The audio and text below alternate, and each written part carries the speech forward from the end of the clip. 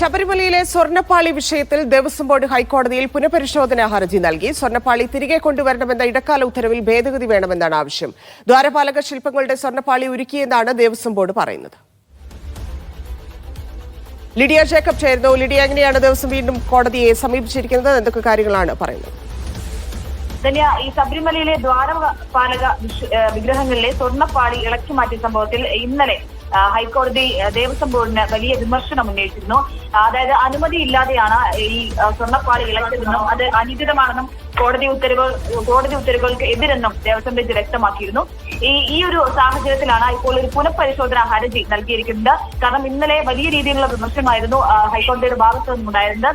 അതായത് ആവശ്യത്തിന് സമയം ലഭിച്ചിട്ടും ദേവസ്വം ബോർഡ് മുൻകൂർ അനുമതി വാങ്ങിയിട്ടില്ല എന്നാണ് ഹൈക്കോടതി ഇന്നലെ പറഞ്ഞിരുന്നത്.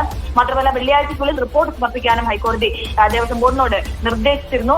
പക്ഷേ ഇന്ന് ഒരു പുനഃപരിശോധനാ ഹർജി ദേവസ്വം ബോർഡ് ഹൈക്കോടതിയിൽ നൽകിയിട്ടുണ്ട്. അതായത് സ്വർണ്ണപ്പാളി തിരികെ കൊണ്ടുവരണമെന്ന ഉത്തരവിൽ ഇടക്കാല ഭേദഗതി വേണം എന്നാണ് നിലവിലെ പുനഃപരിശോധനാ ഹർജിയിലെ ആവശ്യം.